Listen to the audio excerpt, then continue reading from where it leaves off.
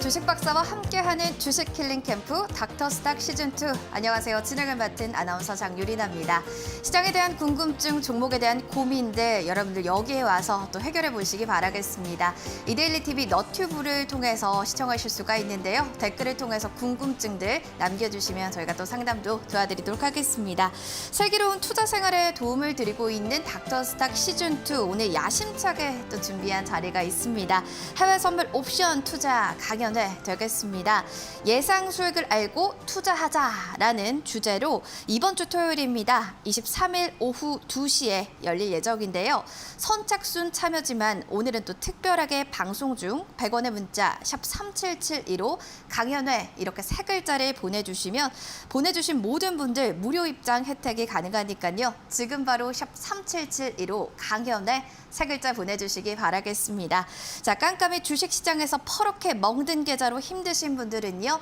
7월 23일 토요일 오후 2시 예상 수익을 알고 투자한다라는 주제 꼭 파악해보셔서 참여하시면 좋을 것 같습니다. 지금 보이는 QR코드 있으시죠? 카메라 들고 계신 분들 핸드폰 카메라 클릭하시고 QR코드 스캔해서 입장하시면 더 빠르게 들어오실 수가 있습니다. 생방송 중 문자 참여도 가능하고요. QR코드 참여도 가능합니다. 자, 그럼 본격적으로 닥터스탁 시즌2 오늘의 출연자 화면으로 먼저 만나보시죠.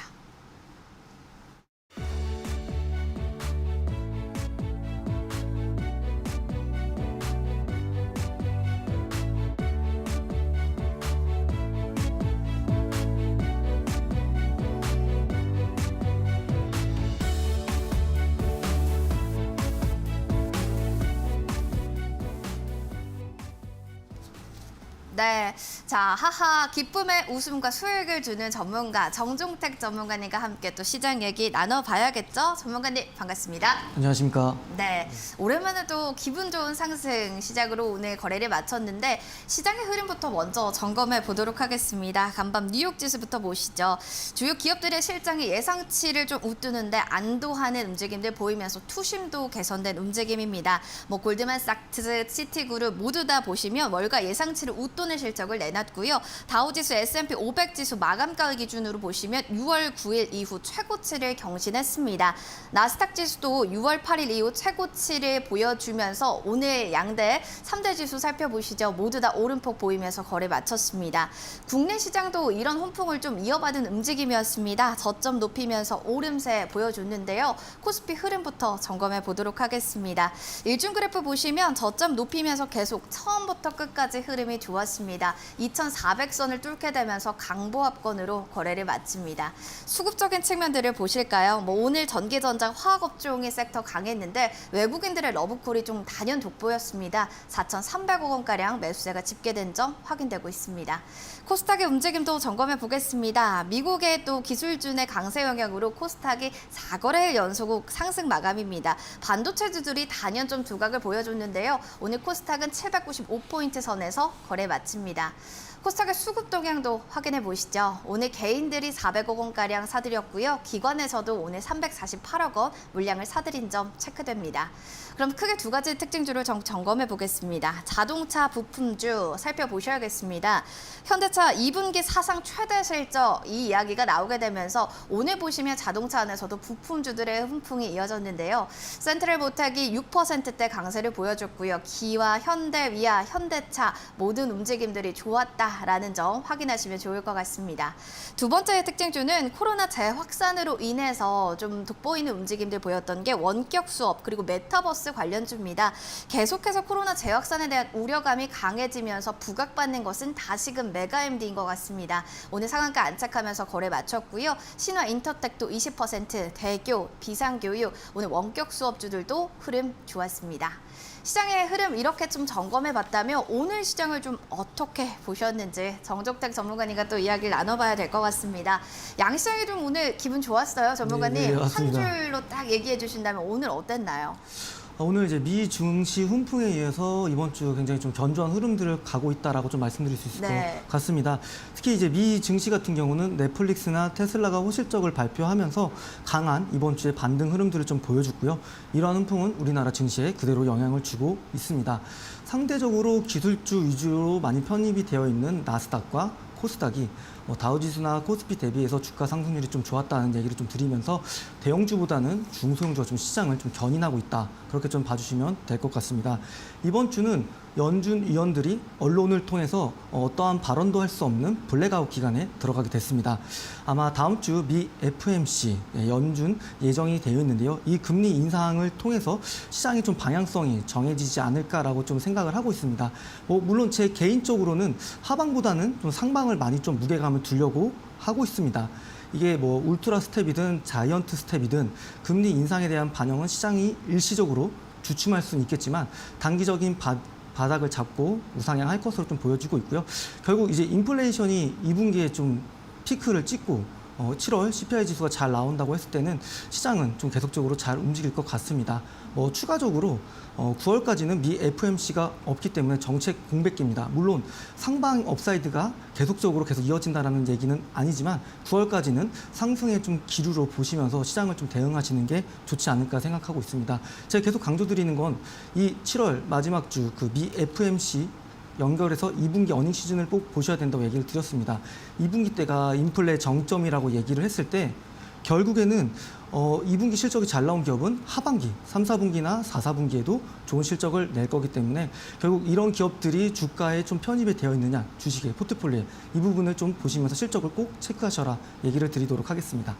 알겠습니다. 대형주보다는 오늘 보면 중소형주들의 슈팅 강했고 2분기 실적이 잘 나올 기업을 체크하자라는 또 이야기로 정리해 볼 수 있겠습니다. 자, 오늘 장의 흐름 이렇게 분석해 봤고요. 요즘 같은 좀 힘든 시장에서 해외 선물 옵션 관련해 관심 굉장히 요즘 많으시더라고요. 그런 분들 위해서 저희가 강연회를 준비했습니다. 7월 23일 오후 2시입니다. 토요일에 저희 서울 5호선 서대문역 인접 KG타워의 20층에 오시면 강연회를 직접 들어보실 수가 있는데요. 해외 선물 투자할 때 좀 어렵다 하시는 분들 이것만 알면 괜찮다라고 합니다. 어떻게 좀 공부하는 게 좋을까 궁금하신 분들은요. 샵 3772번으로 저희 강연회 세 글자만 보내주시면 강연회 무료로 저희가 들어오셔서 들어보실 수가 있고요. QR코드 통해서 스캔하고 입장해 주시면요. 강연에 참여할 수 있는 방법 자세하게 안내해 드릴 예정입니다. QR코드 통해서 들어오시기 바랄게요. 자, 그럼 이어서 마감장의 핵심 업종 그리고 종목 살펴보도록 하겠습니다. 보시면 면세 한도 조정에 대한 이야기 그리고 대형마트 의무 휴업 폐지 기대 이런 것들로 인해서 유통주들 좀 점검해 봐야 될 것 같습니다.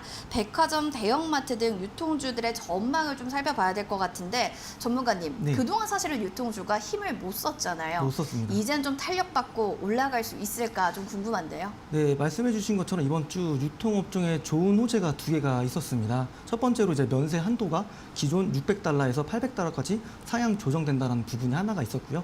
그리고 한 가지 더 이제 대형마트들은 월 2회 정도 의무적으로 휴업을 해야 됩니다.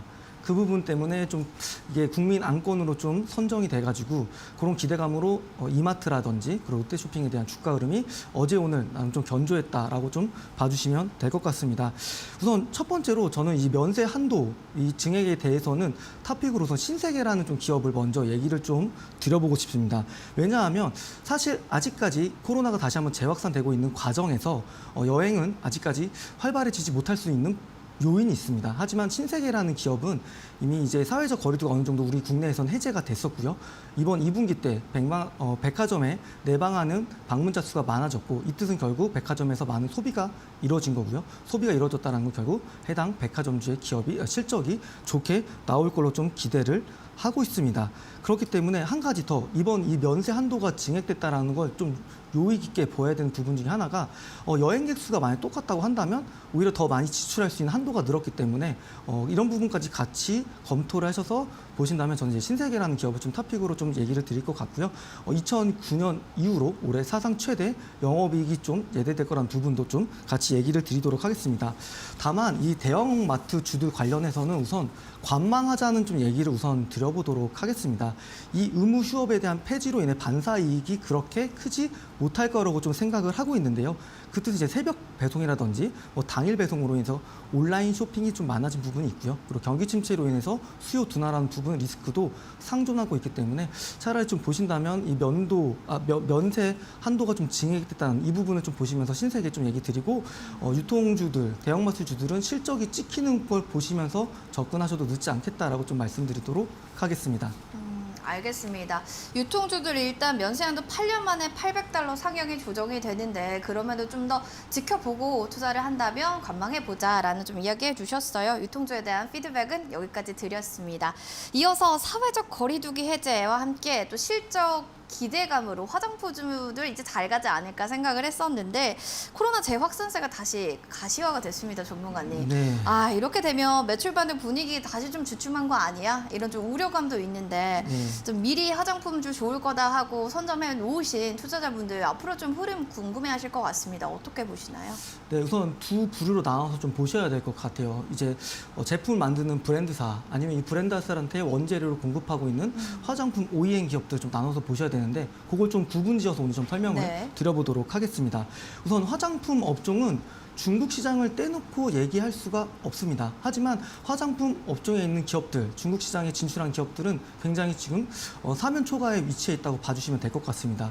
글로벌 해외 럭셔리 브랜드보다는 인지도가 낮고요. 그리고 중국의 이제 로컬 브랜드 대비해서 이 저가 공세가 있어서 이 부분에 대해서 지금 샌드위치로 좀 고생을 하고 있다는 부분들. 그래서 브랜드사들은 꼭 그런 부분들을 검토를 좀 해주셔야 될 거라고 얘기를 드리겠지만 아까 제가 얘기 드린 것처럼 우선은 대형마트주는 관망을 하고 그리고 이제 백화점주주는 신세계를 좀 탑피로 얘기 드린다는 것처럼 저는 화장품 OEM 기업들은 조금씩 보셔도 될 거라고 얘기를 드리도록 하겠습니다.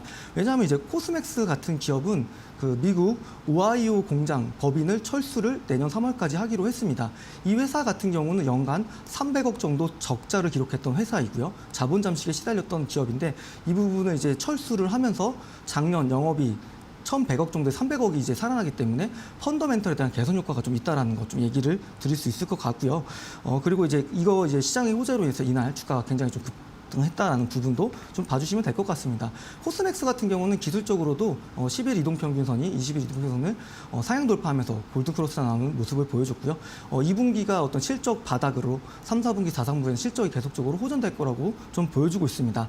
이제 코스맥스랑 같이 얘기될 수밖에 없는 기업이 바로 이제 한국콜마라는 기업입니다. 한국콜마라는 기업은 사실 코스맥스라는 기업과는 어떤 정책에 대한 결이 좀 다르다고 봐주시면 될 것 같습니다. 코스맥스 기업 같은 경우는 이제 화장품 OEM에 대해서 집중을 하고 있는 반면에 한국콜마는 새로운 사업 영역을 확장하기 위해서 M&A를 좀 적극적으로 하고 있습니다.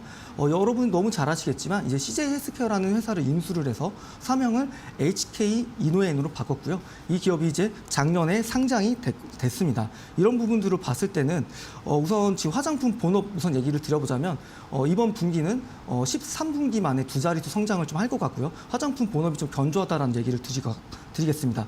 두 번째로 이제 자회사 HK 이노엔의 역류성 식도염 치료제인 K캡이 이제 매출 성장이 할 거라는 부분 한 가지. 그리고 사회적 거리두기를 통해서 이제 숙취 해소제가 많이 팔릴 거라는 기대감, 이 두 개까지 같이 엮여서 한국콜마라는 기업도 충분히 좋은 주가 흐름들을 좀 보여줄 것 같습니다. 그래서 LG 생건이라든지 아니면 아모레퍼시픽이라는 기업보다는 화장품 OEM 기업들을 먼저 좀 접근하시면서 전방에 있는 브랜드사들을 좀 같이 보셔라. 좀 그렇게 말씀드리도록 하겠습니다. 네, 화장품 OEM 업종에 좀 관심을 있게 보자라는 이야기해 주신 만큼 확인해 보시기 바라겠습니다. 자, 오늘장 특징 업종 종목 똑똑한 대응 전략은 잘 들어봤습니다. 자, 여러분들 슬기로운 투자 생활 도움을 드리고자 또 이데일리 TV에서 야심차게 마련한 해외 선물 옵션 투자 강연회 자세하게 한번 설명해 드리도록 하겠습니다. 살펴보시면 7월 23일 토요일 오후 2시 예상 수익을 알고 투자한다라는 주제로 해외 선물 옵션 투자 무료 강연회가 열립니다. 박명균 전문가님께서 또 여러분들의 예상 수익을 어떻게 투자하고 우리가 공부하고 이야기하면 더 좋을지 투자에 대한 이야기 나눠주실 예정인데요. 장소 서울 5호선 서대문역 인접 KG타워 20층에서 열릴 거고요. 신청 방법은 샵 3772로 강연회 세 글자 보내주시면 신청이 완료됩니다. 자, QR코드 통해서 더 빠르게 들어오실 수 있는데요. QR코드 스캔하고 들어오셔서 접수하시면 되겠습니다. 생방송 중 문자 참여 혹은 QR코드 통해서 무료 입장해 주시면 되겠습니다.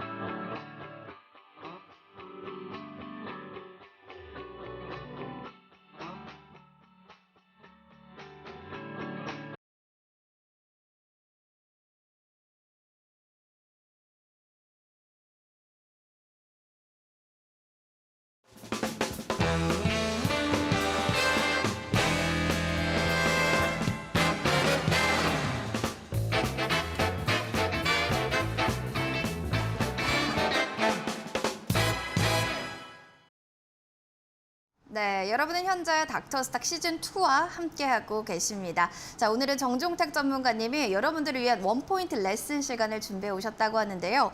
오늘의 주제는 구조적 성장, 또 산업에 대한 이야기를 해주실 예정이라고 합니다. 잘 들어보시길 바랍니다. 네, 오늘의 강의 주제는 구조적으로 성장하는 산업에 대한 분석을 좀 해보려고 합니다. 여러분도 너무 잘 아시다시피 코로나가 터지고 나서 2차 전지에 대한 섹터 관련 기업들의 주가 흐름이 굉장히 좋았습니다.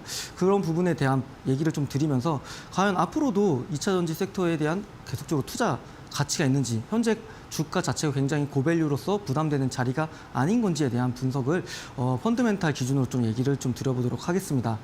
굉장히 좀 중요한 단어입니다. 구조적으로 성장한다는 건 이 해당 산업이 계속적으로 성장하는 거기 때문에 이 산업군에 들어가 있는 기업군들은 당연히 실적이 좋아질 수밖에 없다라는 연결선상을 놓고 꼭 보셔야 된다 얘기를 드리면서 오늘 좀 강의를 진행하도록 하겠습니다.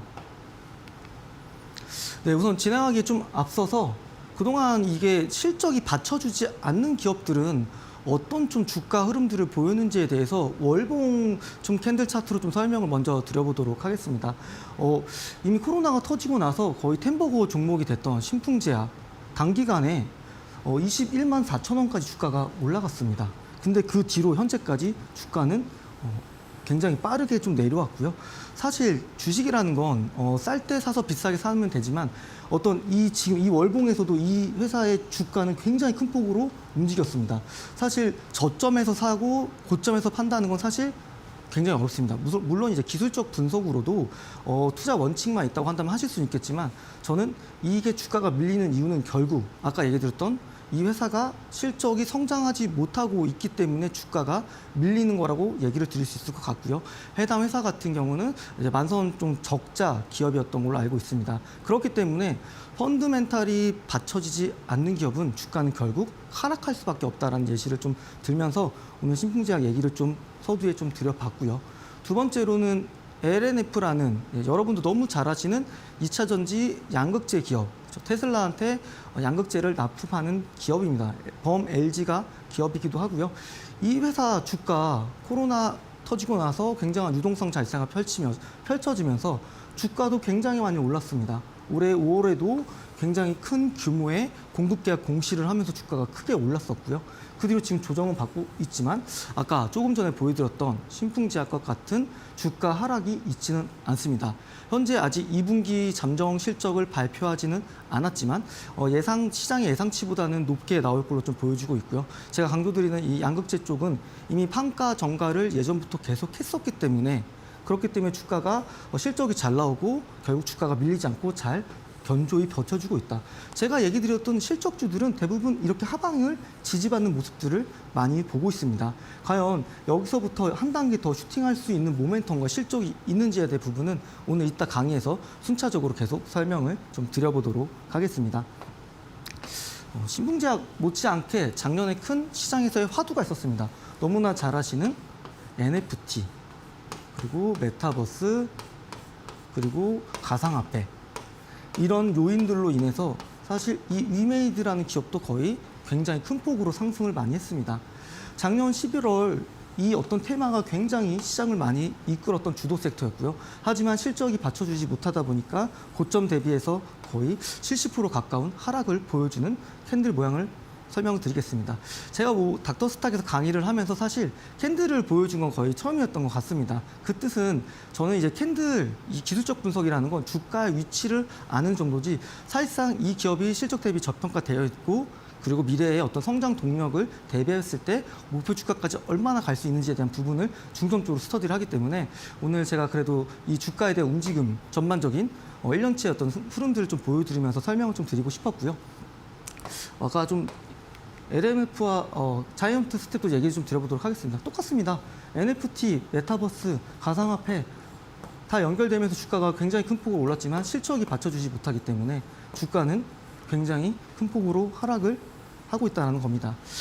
아마 좀 연배가 높으신 분들께서는 단기적으로 이제 샀다 팔았다는 게 스킬이 굉장히 좋지 않을 것 같습니다. 저 같은 경우에는 실적 대비 싼 기업을 사놓고 시간에 좀 투자를 하는 방법을 하고 있기 때문에 그런 방법도 분명 필요하다. 제가 계속 좀 실적 강조 드리는 부분이 거기에 있고요.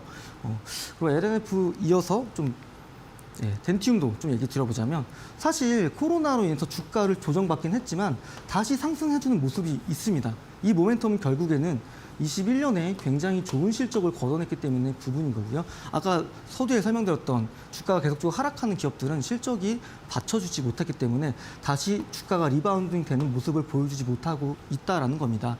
만약에 이런 기업들한테 엇박자로 투자를 한다고 한다면 손실의 폭은 굉장히 컸을 거고요. 하지만 실적이 펀더멘탈 튼튼한 기업들은 언제든지 투자의 기회를 살릴 수 있는 모멘텀이 있다라고 좀 얘기를 드리도록 하겠습니다.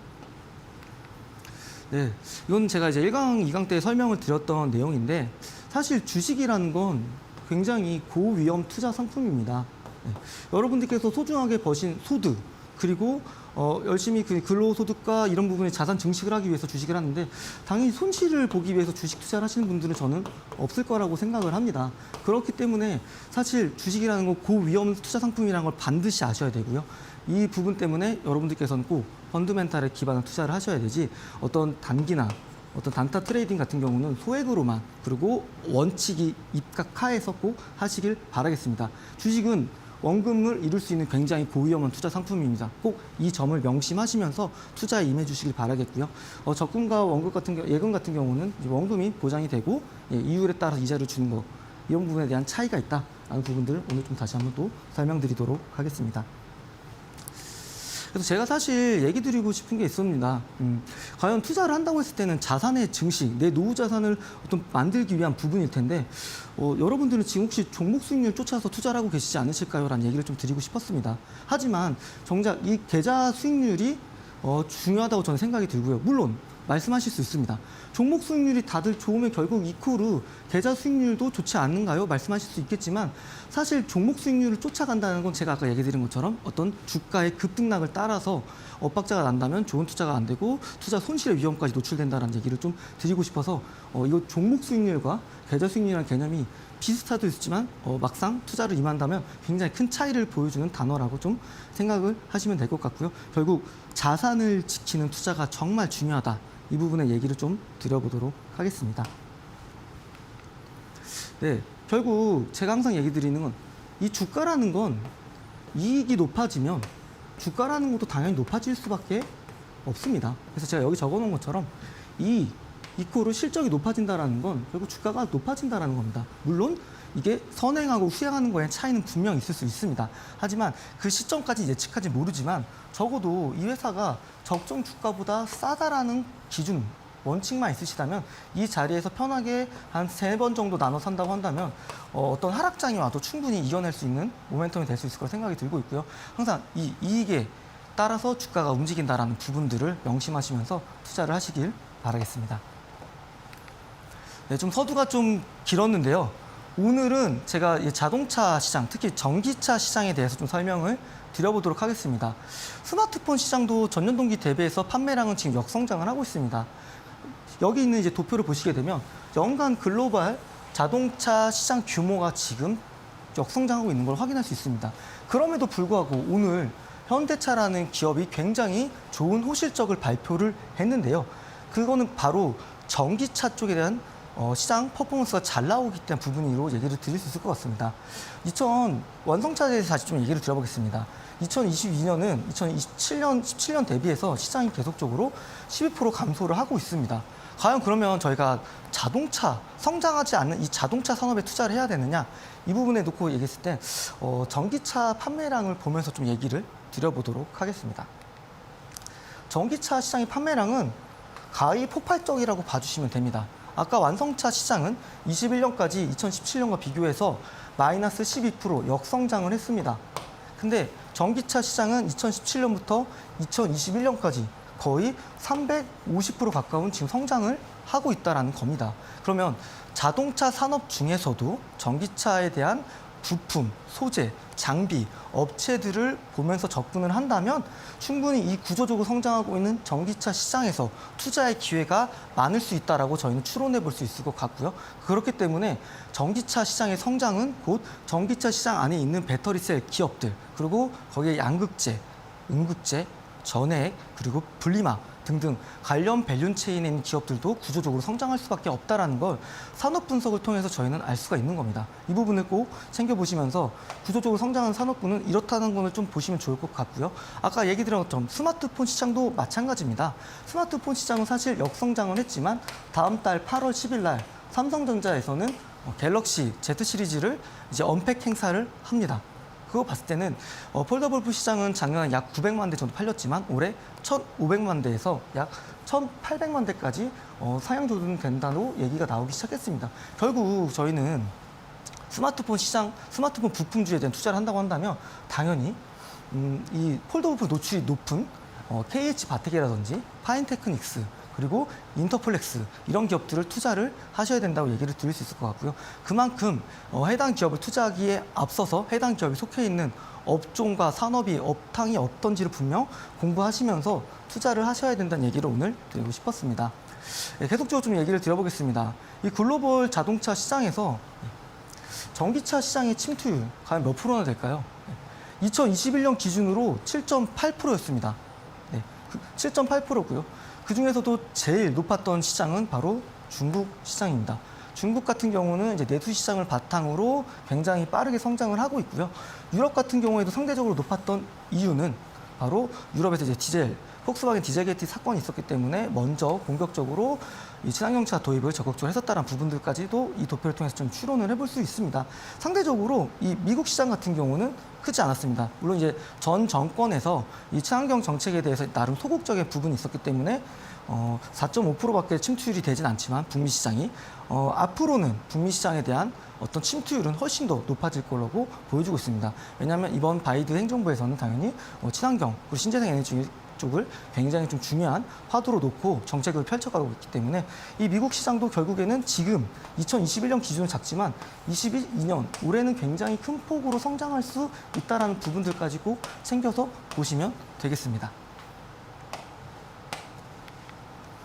네, 그러면 2차 전지 중에서 과연 어디 쪽에 투자하는 게 가장 좋은 투자라고 좀 말씀을 드린다고 한다면 배터리셀에서 가장 많은 재료비 비중을 차지하고 있는 부분은 바로 양극재입니다.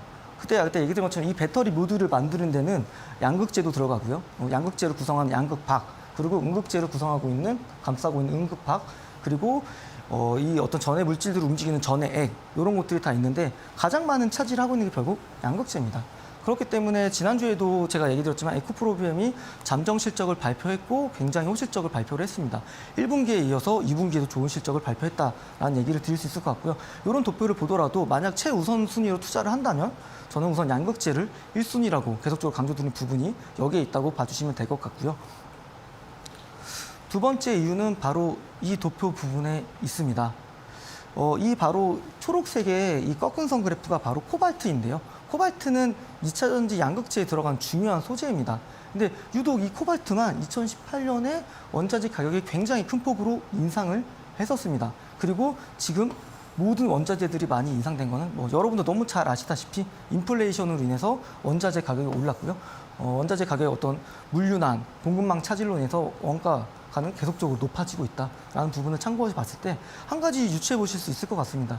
2018년에 이 양극재 기업들은 이 코발트라는 가격이 굉장히 높아졌기 때문에 이 배터리셀이나 완성차 업체들한테 판가를 정가를 시켰습니다. 그래서 이번 사이클에서는 학습 효과로 인해서 판가 정가를 잘 했었던 거고요. 그렇기 때문에 에코프로비엠이라는 기업이 이번 1분기 그리고 2분기에도 좋은 실적을 낼 거고요. LNF라는 기업도 결국 이번 2분기에 좋은 실적을 낼 거라는 거 얘기를 좀 드릴 수 있을 것 같습니다. 전반적으로 기업을 바라볼 땐 실적도 매우 중요한 수치입니다. 하지만 그 회사가 속해 있는 업종 그리고 현재 어떤 이런 제조회사라고 한다면 원자재 원가 관리 이런 부분들까지 같이 보시면서 꼭 투자를 하셔야 된다고 말씀을 드리도록 하겠습니다. 네, 에코프로 BM 2017년부터 2021년까지 연간 실적 데이터를 좀 가져와 봤습니다. 매출액은 2017년부터 21년까지 50%씩 성장을 했고요. 영업이익 같은 경우는 51%, 순이익 같은 경우는 59%나 성장을 했습니다. 물론 지금 21년 영업이익이 1,150억인데 2분기에만 이 회사는 이미 1,000억 이상을 벌었기 때문에 올해 실적은 훨씬 더 고속으로 성장할 수 있을 것까지 좀 예상을 해보실 수 있을 것 같고요. 이 숫자 자체는 굉장히 높은 숫자라고 봐주셔도 됩니다. 제가 항상 얘기 드린 매출액은 15%, 영업이익은 10%, 순이익은 5%인데 이 순이익 같은 경우는 거의 뭐 10배 넘는 연평균 성장률을 보여주고 있고요. 그리고 영업이익은 5배, 그리고 매출액은 3배 가까운 높은 성장률을 보이고 있는 굉장히 성장 동력이 강력한 기업이라고 봐주시면 될 것 같습니다. 물론 영업이익률이 살짝 아실 수 있지만 이 성장 산업군에 있는 기업들은 대규모 투자를 단행할 수밖에 없기 때문에 투자를 하는 과정에서도 영업이익률이 유지된다는 건 굉장히 고무적인 수치라고 봐주셔도 될 것 같습니다. 이 회사에 그럼 투자를 굉장히 많이 하게 되면 은행한테 돈도 많이 빌리게 되고 재무적으로 안정성이 좀 떨어지는 거 아니냐라는 의구심도 가질 수 있겠지만 우선 부채 비율 21년에 다시 높아지기는 했습니다. 하지만 사실 이 회사의 유보율이 거의 2018년 대비해서 크게 높아진 부분을 고려해 봤을 때는 이 부채 비율은 충분히 회사에서 감내할 수 있는 부분이고요. 제가 항상 얘기 드렸던 이 유보 비율 120%가 넘는 제조기업은 굉장히 재무적으로 탄탄하다라고 얘기를 드렸습니다. 그렇게 봤을 때는 이 회사는 유보율도 계속적으로 높아지고 있는 과정에 있고요. 그리고 유보율도 120% 높은 수준을 유지하고 있기 때문에 재무적으로 충분히 안정적입니다. 결국 이 뜻은 회사가 대규모 투자를 하고 있는 과정에서도 돈을 지금 잘 벌고 있고요. 그렇기 때문에 재무 상태가 아주 건전하다라고 얘기를 드릴 수 있을 것 같습니다. 그러면 제가 매번 이제 소학주 리포트 얘기를 드리면서 과연 이 회사에 투자 가치가 있는지에 대한 얘기를 좀 드려보도록 하겠습니다. 오늘도 좀 복기를 한번 드려보도록 하겠습니다.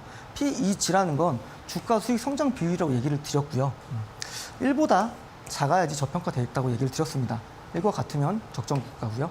1보다 크면 고평가되어 있다고 봐주시면 되는데 해당 회사 같은 경우는 현재 0.5로 현저히 저평가되어 있는 거라고 봐주시면 되겠습니다. 물론 사실 제가 이 회사의 PER을 2022년이나 2023년 기준으로 가져온 게 아니라 2024년 기준으로 가져온 부분은 있습니다. 이 부분을 고려해 봤을 때 사실 그만큼 아까 얘기 드린 것처럼 전기차 시장의 침투율이 아직도 10%가 되지 않고 있고 이 뜻은 결국에는 전기차 시장은 앞으로 90% 이상 더 팔릴 수 있는 룸과 여지가 있다는 뜻입니다. 그렇기 때문에 이 회사 같은 경우는 24년 PER을 가져와서도 충분히 계산할 수 있는 값어치가 있는 회사라고 얘기를 드릴 수 있을 것 같고요. 아까 얘기 드린 것처럼 순이익률이 59% 정도 성장을 했습니다. EPS도 거의 비슷한 51% 성장률을 보여줬고요. 그래서 PER을 EPS 성장을 나누게 되면 PEG는 0.49로 나오게 되고 충분히 투자 가치가 있다라고 봐주시면 되겠습니다. 물론 당장 이게 생각보다 2024년 기준으로 하기 때문에 더 먼저 주가가 움직이리라 보고 있겠지만 어떤 주가의 어떤 움직이는 시기보다는 지금 회사가 충분히 저평가 구간에 있는 기업이기 때문에 지금 상황에서 충분히 담아봐도 유효한 기업이다라는 좀 얘기를 드리고 싶었습니다. 네, 목표 주가를 좀 얘기를 좀 드려보도록 하겠습니다. 이 회사 PER 주가 수익 비율에서 EPS를 좀 곱하면 목표 주가가 나오게 되어 있습니다. 우선 22년은 좀 자회를 좀 해보고요. 2023년 기준으로 멀티플, 이 회사의 지금까지 평균 멀티플 55배에 EPS 2,965원 곱하게 되면 목표 주가는 약 16만 3천 원이고요. 어제 종가 기준과 비교했을 때는 기대 수익률은 약 50% 정도까지 가져갈 수 있다라고 좀 얘기를 드릴 수 있을 것 같습니다. 물론 당장 하반기도 모르고 2023년도 모르겠고 24년도 모르겠지만 하지만 제가 중요한 핵심 변하지 않는 사실 중에 하나는 친환경차는 계속적으로 침투율이 높아진다라는 전제 조건에서 2024년 목표 주가까지 본다면 이 회사는 지금 현재 주가 대비해서도 2배 이상 올라갈 수 있는 여지가 있는 훌륭한 기업이다라고 얘기를 드리겠습니다. 아까 얘기 드렸던 전반적인 재무적인 건전성, 이 회사가 지금 보여주고 있는 성장률만 놓고 본다면 지금 이 조정받고 박스권에서 조정받고 있는 이 기업의 주가는 좀 저평가 구간에서 여러 번 좀 나눠 사신다면 충분히 계좌에 좀 효도를 해주는 기업이 될 수 있다고 얘기를 드리도록 하겠습니다. 두 번째로는 똑같은 양극재 기업 LNF를 좀 설명드려 보도록 하겠습니다. 사실 지금 21년까지 성장 목표 놓고 봤을 때는 에코프로 BM보다는 사실 매력도가 많이 떨어집니다. 우선 작년에는 파생 상품 평가 손실 때문에 적자는 났지만 이건 뭐 회계적인 이벤트였고요. 이건 크게 고려할 사안은 아니라고 생각을 하고 있습니다. 그래도 이제 매출액은 25% 성장을 했고요. 그리고 이번 영업이익률은 연평균 성장률 11%. 사실 제가 보는 10%보다는 조금 높은 수준이지만 21년보다는 사실 2022년 1분기에 좋은 실적을 거뒀지만 2분기까지 같이 보시면서 이 회사의 올해 실적과 내후년 실적을 본다고 한다면 그걸 기준으로 투자 가치 기준을 세우셔야 된다고 얘기를 좀 드리도록 하겠습니다. 아무래도 에코프로비엔 같은 경우는 영업이익률이 투자를 하면서도 잘 유지가 됐었는데 LNF는 살짝 아쉽긴 하지만 결국에는 2021년 5%까지 올라갔다는 거 놓고 보고 그리고 올해도 영업이익률이 더 높아질 부분이 있다는 부분들을 좀 포인트를 잡고 가주시면 되겠습니다. 해당 회사 좀 부채 비율 보도록 하겠습니다. 이 회사도 투자를 공격적으로 할 수밖에 없기 때문에 2019년 대비해서 그래도 부채 비율이 많이 감소된 상태입니다. 그리고 유보율 같은 경우는 굉장히 많이 3배 가까이 2018년 대비해서 높아진 상태고요. 유동 비율, 아까 제가 얘기 드렸던 120%를 크게 거의 2배 넘게 상회하는 수준을 유지하고 있다는 거 봤을 때는 재무적으로도 이 회사는 충분히 훌륭하고 건전한 기업이라고 봐주시면 되겠습니다. 아까 제가 얘기 드렸던 포인트들이 다 맞물려 들어가고 있다고 저는 생각을 하고 있습니다. 아까 얘기 드렸던 양극재는 이미 2018년에 코발트 가격이 인상이 되면서 이미 판가 전가를 경험을 했었고요. 다른 음극재 동박 기업들은 이번에 좀 부침을 겪을 수도 있겠지만 양극재 기업들은 한번 경험치가 있었고 이 산업군이 2차 전지 쪽이 계속적으로 성장할 수 있다는 놓고 봤을 때는 이 회사는 앞으로도 전도 유망한 군에 있는 2차 전지 산업군이라고 얘기를 드리도록 하겠습니다. 네, 또 저평가 되는지 한번 상태를 보도록 하겠습니다. 똑같이 2024년 PER 기준으로 좀 가져와 봤고요. 18배입니다. 그리고 EPS 성장률을 놓고 본다면 48%씩 성장을 했고요. 에코프로비엔보다 살짝 낮은 수치긴 하지만 이 회사도 똑같이 저평가되어 있는 기업이라고 봐주시면 되겠습니다. 네, 목표 주가를 좀 계산해 보도록 하겠습니다. 평균 PER은 에코프로비엔보다는 좀 더 싸게 된 밸류에 위치해 있습니다. 35배 정도로 되고 있고요. 이 회사의 2023년 EPS와 23년 EPS를 곱했을 때 이 회사는 기대 수익률은 2023년 실적 EPS 기준으로는 52%까지 좀 가능할 걸로 좀 보여지고 있고요. 2024년 기준으로는 157%까지 기대 수익률을 가져갈 수 있는 기업이다라고 얘기를 드릴 수 있을 것 같습니다.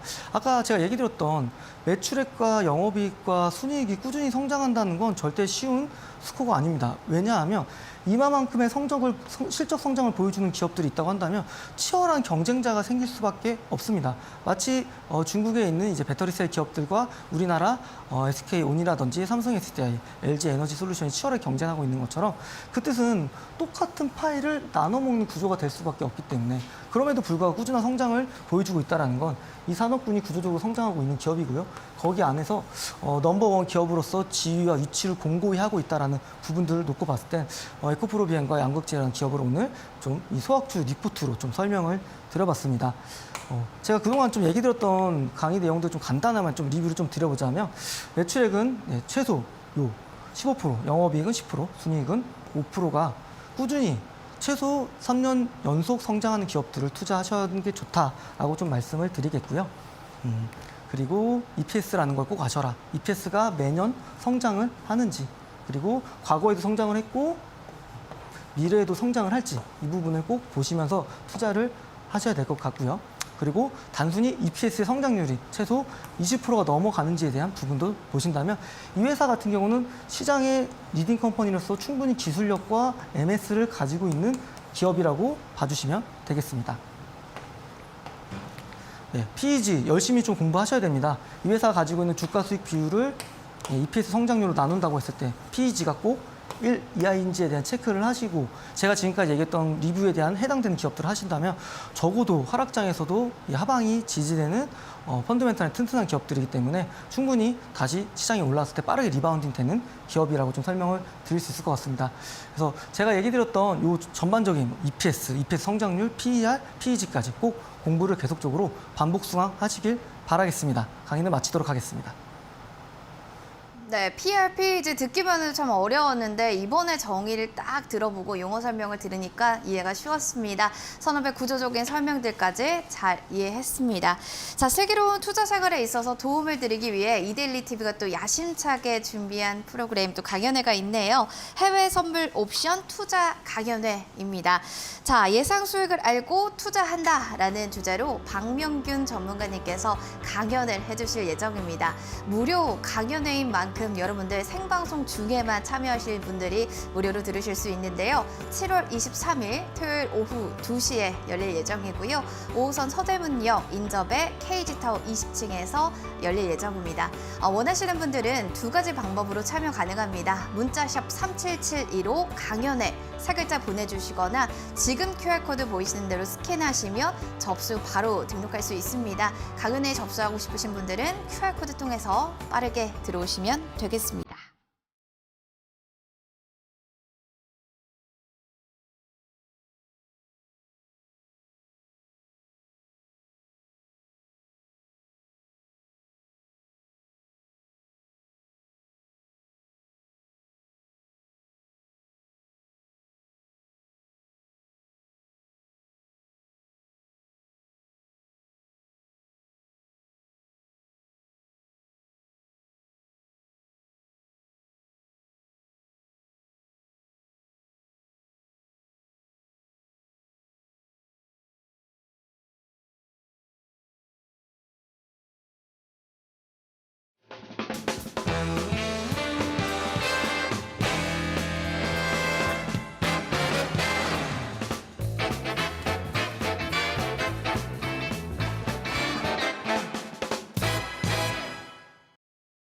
네, 여러분은 닥터스탁 시즌2와 함께하고 계십니다.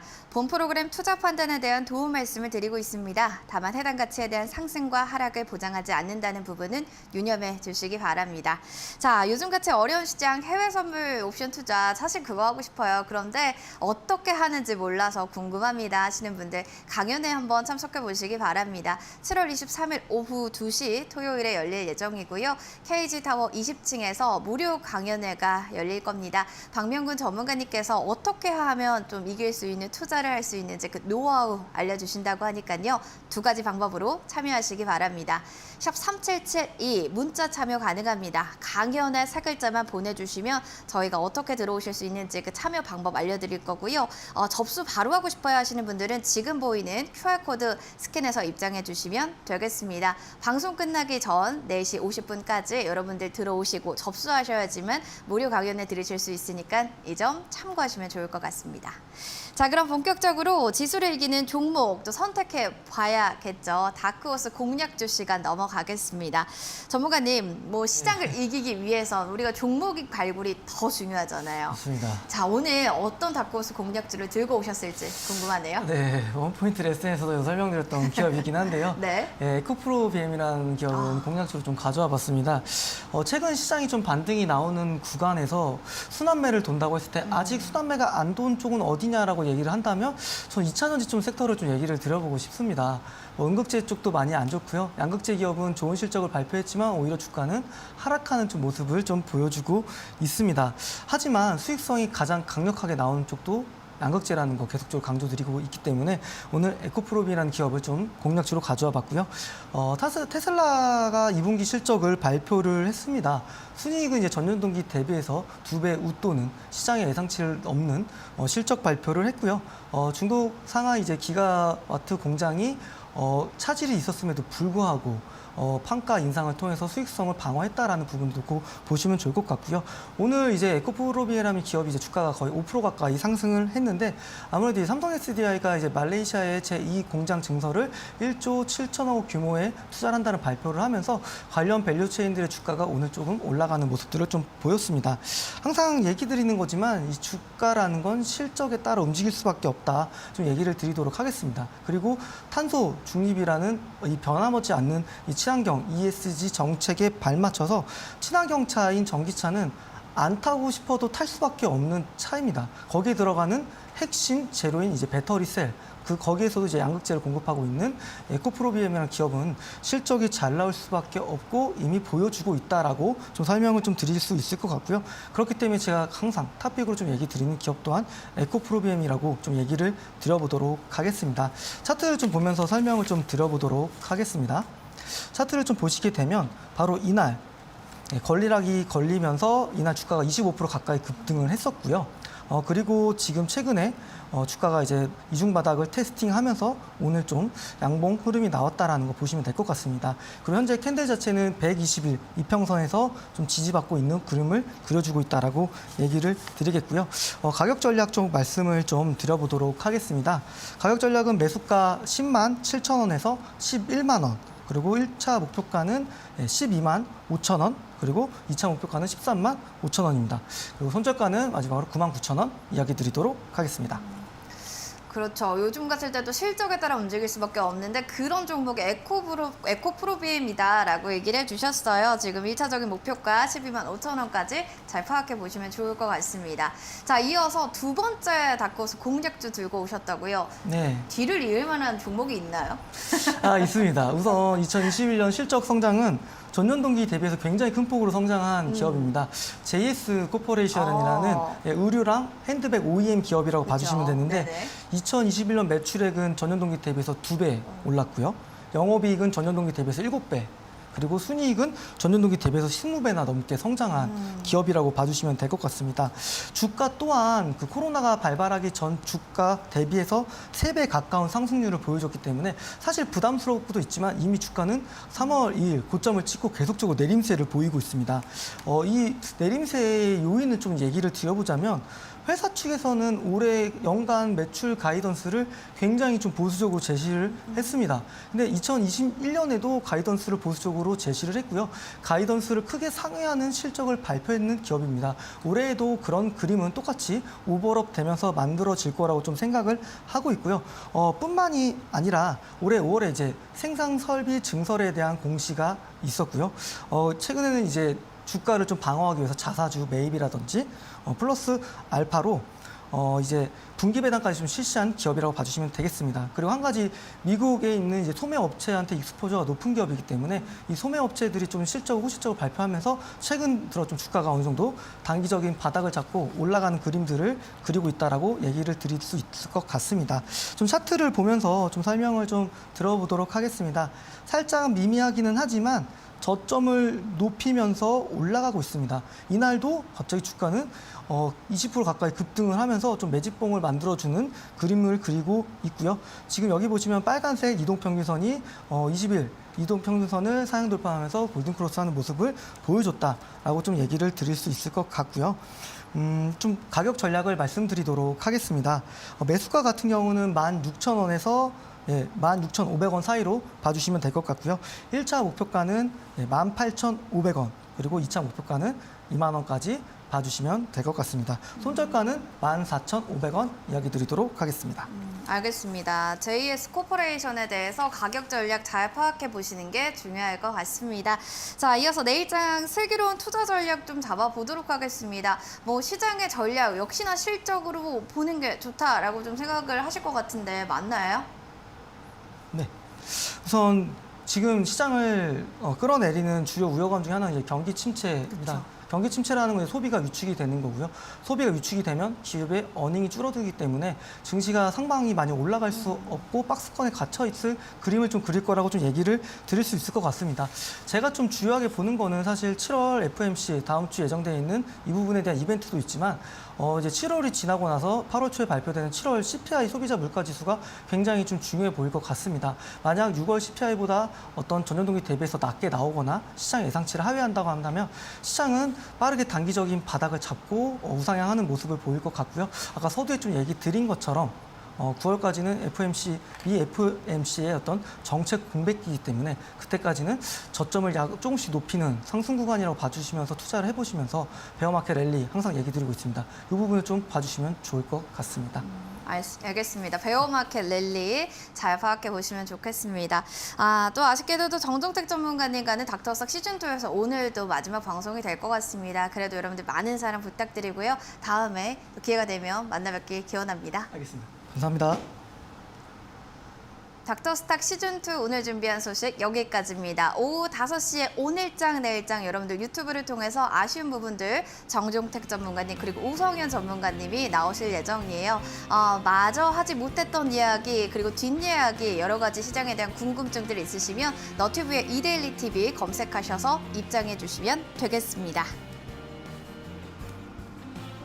네, 슬기로운 투자 생활 해주시길 바라겠고요. 저희는 내일 오후 4시에 노민정 전문가님과 함께 시장 얘기해 보도록 하겠습니다. 시청해주신 여러분 고맙습니다.